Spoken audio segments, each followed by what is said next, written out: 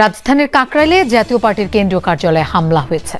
একদল বিক্ষোভকারী এই হামলা চালায়। তারা ভবনটির নিচতলায় আগুন দেয়। পুলিশ পরিস্থিতি নিয়ন্ত্রণ করতে গেলে দুই পক্ষের মধ্যে দফায় দফায় ধাওয়া, পাল্টা ধাওয়া ও ইট পাটকেল নিক্ষেপের ঘটনা ঘটে।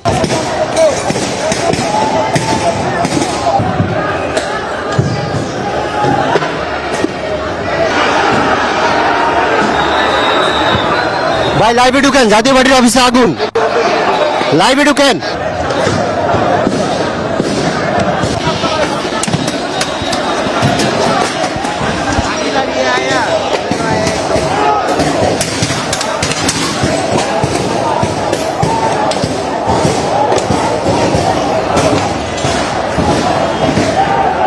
সেনা সদস্যদের শাস্তির আওতায় আনতে হবে, সেনাপ্রধান ওয়াকারুজ্জামানকে জবাব দিতে হবে, আর সেনাবাহিনীর ভেতরে ঢুকে যাওয়া ভারতীয় প্রেতাত্মা আওবে প্রথম এই স্লোগান উঠলো যে ওয়াকার না হাসনাত, হাসনাত হাসনাত। হ্যাঁ, তো তারপরে তো জল অনেক দূর গড়ালো। মে মাসে একবার প্রায় সেনাপ্রধান আর ইউনূসের নাকি এমন টক্কর লেগে গেল যে সেনাপ্রধান এই জরুরি অবস্থা জারি করে ফেলেন। প্রথমত ভিপি নুরের জন্য তো খারাপ লাগছে। বাংলাদেশের সম্ভবত একমাত্র নেতা ভিপি নুর যিনি রাজনৈতিক এই শর্ট টার্মের জীবনে এত বেশি তিনি মার খেয়েছেন। তবে এইবারের মতন ট্রাস্ট মি আর কোনো মার তিনি খান নাই, এবং কি অবস্থা আইসিইউতে নেওয়ারও কাজ লাগে নাই আওয়ামী লীগ সরকারের সময়ও। আসসালামু আলাইকুম রহমতুল্লাহ, সবাই কেমন আছেন? আশা করি সবাই অনেক অনেক ভালো এবং সুস্থ আছেন। সবাইকে স্বাগতম জানাচ্ছি আমাদের আরেক নতুন ভিডিওতে। প্রতিদিনের মতো আমি আপনাদের সিরিয়াত ফারুকী। দর্শক, আবারও উত্তাল সারা দেশ। আপনারা ইতিমধ্যে জানেন গতকাল কাকরাইলে গণ অধিকার পরিষদ এবং জাতীয় পার্টির মুখোমুখি সংঘর্ষ হয়, এবং এর পাশাপাশি সেই সংঘর্ষের মধ্যে গণ অধিকার পরিষদের সভাপতি বিপি নুরুল হক নূর সহ বিভিন্ন নেতাকর্মীদের উপর বিপুলভাবে হামলা চালায় বাংলাদেশেরই প্রশাসন, সেনাবাহিনী এবং পুলিশ। এই বিষয়টাকে কেন্দ্র করে ইতিমধ্যে কিন্তু সারা দেশ এক প্রকার উত্তাল বলা যায়। আজকে দেশের বিভিন্ন জেলায় বিভিন্নভাবে আন্দোলন এবং বিভিন্ন মিছিল হয়েছে, যেখানের মধ্যে প্রশাসনের তীব্র নিন্দা জানিয়েছেন অনেকেই। প্রশাসনের এমন আচরণকে রীতিমতো ক্ষোভ প্রকাশ করছে জনগণ। তো দর্শক, এই বিষয়টা নিয়ে আমরা বিস্তারিত দেখবো। অন্যদিকে এবার জাতীয় পার্টি নিষিদ্ধের দাবিতে সরাসরি কাকরাইলে জাতীয় পার্টির অফিস ভাঙচুর করে, এবং এর পাশাপাশি সারা দেশে যে পরিস্থিতি চলতেছে, এবং আমরা সেখানে আজকে যে কি পরিস্থিতি চলতেছে সেটা জানার জন্য আমরা একটু বিস্তারিত দেখে আসবো। তার আগে আপনাকে ছোট্ট একটি অনুরোধ জেনে রাখতে চাই, যারা আমাদের চ্যানেলটিতে এখন তো চ্যানেল সাবস্ক্রাইব করে সাথে থাকবেন, যারা তুমি সাবস্ক্রাইব করেছেন তাদেরকে অসংখ্য ধন্যবাদ। দর্শক, আর বেশি কথা না বাড়িয়ে আমরা একটু ধারাবাহিকভাবে দেখে আসবো আসলে দেশের পরিস্থিতি কোন দিকে যাচ্ছে এবং কি চলছে দেশের বর্তমান পরিস্থিতি। রাজধানীর কাকরাইলে জাতীয় পার্টির কেন্দ্রীয় কার্যালয়ে হামলা হয়েছে। একদল বিক্ষোভকারী এই হামলা চালায়। তারা ভবনটির নিচতলায় আগুন দেয়। পুলিশ পরিস্থিতি নিয়ন্ত্রণ করতে গেলে দুই পক্ষের মধ্যে দফায় দফায় ধাওয়া, পাল্টা ধাওয়া ও ইট পাটকেল নিক্ষেপের ঘটনা ঘটে। এতে আহত হয়েছে বেশ কয়েকজন। Innovation for smarter life.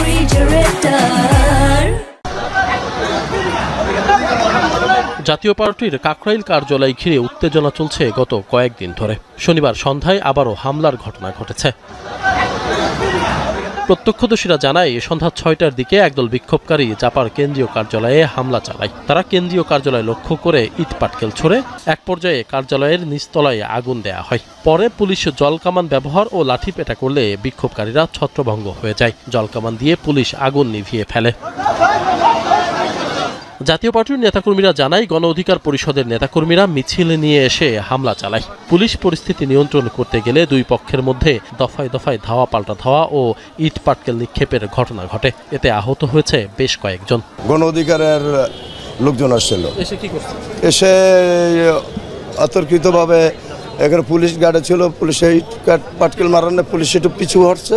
তারা এখানে এসে এই তালাটা ভেঙে এই ঘরটার মধ্যে ঢুকে কেরোসিন ঢেলে আগুন দিয়েছে। বিগত এক বছরের মধ্যে আমাদের সরকারি পৃষ্ঠপোষকতায়, একটি অংশের পৃষ্ঠপোষকতায় আমাদের কার্যালয় ইতিপূর্বে দুবার অগ্নিসংযোগ করেছিল। গতকালও 3বারের মতো এসেছিল। আজকেও যে অগ্নিসংযোগ করতে পারলো তাতে 3য়বারের মতো অগ্নিসংযোগ করলো। আমাদের প্রশ্ন, আমরা কি মধ্যযুগীয় বর্বরতার দিকে ধাবিত হব? বিজয়নগরে গণ অধিকার পরিষদের সভাপতি ও ডাকসুর সাবেক ভিপি নুরুল হক নূরের উপর হামলা হয় শুক্রবার রাতে। বর্তমানে তিনি ঢাকা মেডিকেলের আইসিইউতে। এই ঘটনায় জাতীয় পার্টিকে দায়ী করে 48 ঘন্টার মধ্যে দলটিকে নিষিদ্ধ সহ 3 দফা দাবি জানিয়েছে গণ অধিকার পরিষদ। এর আগে কাকরাইল কার্যালয়ে সংবাদ সম্মেলন করে জাতীয় পার্টির একাংশ কোনো দল নিষিদ্ধ করা অন্য রাজনৈতিক দলের আদর্শ বা কর্মসূচি হতে পারে না উল্লেখ করে শামীম হায়দার পাটোয়ারি বলেন, দেশে নব্য মপতন্ত্র সৃষ্টি হয়েছে। লাঠিচার্জের সময় সেখানে জাতীয় পার্টির কোনো সদস্য ছিল না, রাস্তাও ছিল না, সেখানেও ছিল না। তো আমরা মনে করি এই ঘটনার একটি সুষ্ঠু তদন্ত হোক। একটি দলের আদর্শ বা কর্মসূচি হতে পারে না যে আরেকটি দলকে ব্যান করতে হবে। একটি দলের আদর্শ বা কর্মসূচি হতে পারে না যে অমুক দলের চেয়ারম্যানকে অ্যারেস্ট করতে হবে। জাতীয় পার্টিকে ব্যান করা, জাতীয় পার্টিকে রাস্তায় নামতে না দেয়া, জাতীয় পার্টিকে দোসর বলা, এই ধরনের ট্যাগিং রাজনীতির মাধ্যমে দেশে নব্য মপতন্ত্রের সৃষ্টি হচ্ছে, দেশে গণতন্ত্র হোঁচট খাচ্ছে। এ সময় ভিপি নূরের ওপর হামলার ঘটনায় দুঃখ প্রকাশ করেন শামীম হায়দার পাটোয়ারি। আশিক মাহমুদ, যমুনা নিউজ। সেনা সদস্যদের শাস্তির আওতায় আনতে হবে, সেনা প্রধান ওয়াকারুজ্জামানকে জবাব দিতে হবে, আর সেনাবাহিনীর ভেতরে ঢুকে যাওয়া ভারতীয় প্রেতাত্মা, আওয়ামী লীগের প্রেতাত্মাকে এক এক করে চিহ্নিত করে নাকি তাদেরকে বের করে দিতে হবে, শাস্তির আওতায় আনতে হবে। আর বড় দাবি হয়ে দাঁড়ালো সেনাবাহিনীকে ব্যারাকে ফেরাতে হবে।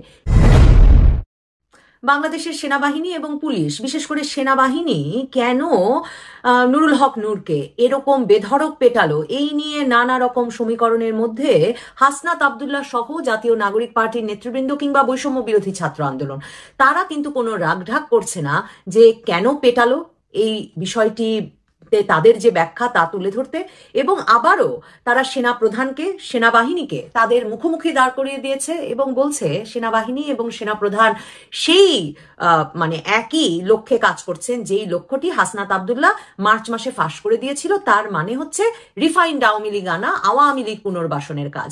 তারা সরাসরি বলছেন যে নুরুল হক নূরকে পেটানোর মাধ্যমে এটা প্রমাণ হয়ে গেছে যে বাংলাদেশ সেনাবাহিনী এবং সেনাপ্রধান সেই একই লক্ষ্যে এখনো কাজ করে যাচ্ছে।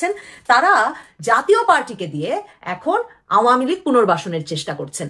কেন জাতীয় পার্টি কথাটা চলে এলো? কারণ আপনারা তো এখন জানেনই যে সেই নুরুল হক নূর শুক্রবারে বিকালবেলা গণ অধিকার পরিষদের বিরাট মিছিল, মানে লক্ষণীয়ভাবে বড় মিছিল, এত বড় মিছিল গণ অধিকার পরিষদ কি করে করতে পারলো সেটা একটা প্রশ্ন। গণ অধিকার পরিষদকেই কেন একা একা এত বড় মিছিল করা সম্ভব কিনা সে প্রশ্ন তো তুলছি, কিন্তু মানে গণ অধিকার পরিষদকেই কেন নেতৃত্ব নিতে হলো?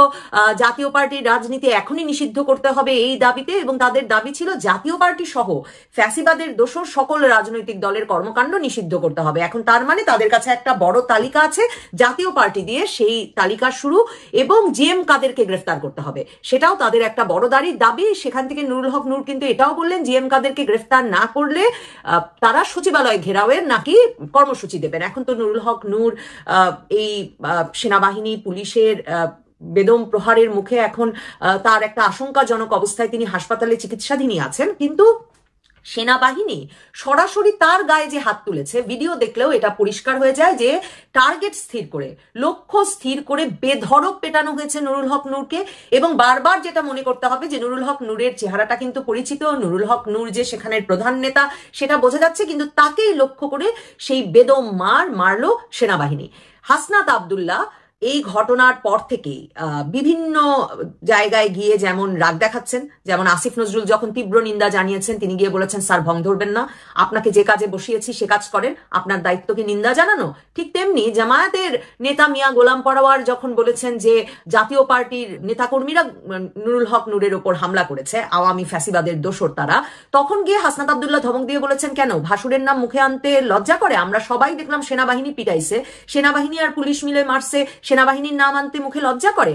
ঠিক তেমনি আরেকটা ঘটনা ঘটলো, সেটা হচ্ছে সরকারের লোকজন, আসিফ নজরুল তো বটে, ডক্টর ইউনূসের প্রেস সচিব থেকে শুরু করে সবাই গিয়ে হাসপাতালে উপস্থিত হলেন, নিন্দা জানালেন, ওদের পাশে গিয়ে এমন ভাবে দাঁড়ালেন, গণ অধিকার পরিষদের আরেক নেতা রাশেদ খান সহ সেই মেডিকেলে যারা গিয়েছিলেন নুরুল হক নূরকে দেখতে, সেই তরুণ নেতৃবৃন্দের পাশে এমন ভাবে দাঁড়ালেন যেন তারাও ক্ষতিগ্রস্ত পক্ষ, যেন সেনাবাহিনী পুলিশ বাহিনী তাদের কেউ না, মানে তাদের নির্দেশে পরিচালিত হচ্ছে না, সেনাবাহিনী অন্য কারো নির্দেশে পরিচালিত হচ্ছে।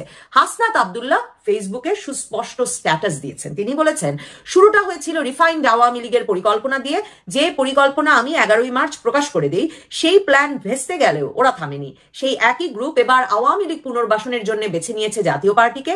ভারতের প্রত্যক্ষ মদদে জাতীয় পার্টির মাধ্যমে আওয়ামী লীগ ব্যাক করানোর এই খেলায় প্রথম রক্ত দিলেন আমাদের নূর ভাই। এখন যদি আমরা নুরুল হক নূরের উপর এই নেক্কারজনক হামলার প্রতিবাদ না করতে পারি, জাতীয় পার্টিকে দিয়ে ফ্যাসিবাদ ফেরানোর এই চেষ্টা প্রতিহত না করতে পারি, তাহলে বাংলাদেশটাই আবার নূর ভাইয়ের মতো রক্তাক্ত হয়ে যাবে। নুরুল হক, নূরের রক্ত বৃথা যেতে দেব না। ভারতের প্রেসক্রিপশনে বিপ্লবীদের রক্তাক্ত করে আওয়ামী লীগ ফেরানোর এই চেষ্টা আমরা সফল হতে দেব না। মানে এই চেষ্টায় ওয়াকার তাদের প্রতিপক্ষ হয়ে উঠলেন কেন? মানে এই ওয়াকারুজ্জামান তো সেই ওয়াকারুজ্জামান যিনি 5ই আগস্ট সেনা প্রহরা তুলে নিলেন, লং মার্চ টু ঢাকার মার্চরত ছাত্র জনতাকে ঢাকার ভেতর ঢুকতে দিলেন। এই ওয়াকারুজ্জামান হচ্ছেন সেই ওয়াকারুজ্জামান যিনি 5 তারিখ সকাল থেকে, মানে 4 তারিখ ভোর রাত থেকে, 4 তারিখ রাত 12টার পর থেকে, মানে 5 তারিখ হয়ে গেছে তখন থেকে তিনি রাজনৈতিক দলগুলোর সঙ্গে যোগাযোগ করছেন। বিএনপি চেয়ারপারসনের উপদেষ্টা সাবেক সেনা কর্মকর্তা ফজলে এলাহি আকবর কিছুদিন আগে স্পষ্ট সেটা বলেছেন যে 4 তারিখ রাত 12টার পর তাকে যোগাযোগ করে সেনাপ্রধান বলেন যে পরের দিন, একদিকে লং মার্চ টু ঢাকা সেদিন 5ই আগস্ট, আর তিনি বলে রেখেছেন তাকে যে আপনি সকাল 10টার মধ্যে চলে আসেন, জরুরি কথা আছে। এবং তিনি যাওয়ার পরে তাকে বলা হয় সকল রাজনৈতিক দলের নেতাকর্মীদের সঙ্গে নেতাদের সঙ্গে যাতে তিনি যোগাযোগ শুরু করেন, সেনাপ্রধান জরুরি বিষয়ে আলাপ করবেন। মানে আপনি ভাবেন হাসনাত আব্দুল্লাহরা 5 আগস্ট শেখ হাসিনার পতন হয়ে যাবে জানার আগে তো ওয়াকারুজ্জামান প্রস্তুত হয়ে গেছিলেন, এবং ওয়াকারুজ্জামান শেখ হাসিনার পতন ঘটিয়ে ফেলে কি করবেন সে বিষয়ে রাজনৈতিক নেতাদের জড়ো করতে শুরু করেছিলেন। এমনকি জিএম কাদের, যাকে এখনই গ্রেফতার না করলে তারা বলছেন সচিবালয় ঘেরাও করবেন, এই জিএম কাদের তো আমার সঙ্গে সাক্ষাৎকারেও বলেছেন যে সেনাপ্রধানের অফিস থেকে সকাল সকাল তাদের কাছে ফোন যায় এবং দুপুর 12টার মধ্যে তিনি সেনা সদর দফতরে পৌঁছে গিয়েছিলেন জাতীয় পার্টির নেতা আনিসুল ইসলাম মাহমুদ সহ আরো কয়েকজন নিয়ে। তাহলে আমি যেটা বুঝতে পারছি না, সেনাপ্রধান ওয়াকারুজ্জামান কখন হাসনাত আব্দুল্লাহদের দল ত্যাগ করলেন, নাকি পুরোটা একটা নাটক? মানে কয়েক মাস পর পর এরকম বিভিন্ন নাটক সাজানো হবে যে তারা খুব প্রতিপক্ষ হয়ে উঠেছেন এবং হুঙ্কার দেবেন যে এই সেনাবাহিনীর মাধ্যমে কিন্তু আওয়ামী লীগ ফিরে আসছে। মাই টিভিকে বাঁচানোর জন্য ভিপিনুর লক্ষ লক্ষ কোটি। প্রিয় দর্শক, এই বিষয়টা আপনার মূল্যবান মতামত অবশ্যই কমেন্ট করে জানাতে ভুলবেন না। তখন সাথে থাকার জন্য সবাইকে অসংখ্য ধন্যবাদ। দেখো কোনো ভিডিওতে, ততক্ষণ পর্যন্ত আমাদের চ্যানেলটি সাবস্ক্রাইব করে সাথে থাকবেন। আল্লাহ হাফেজ।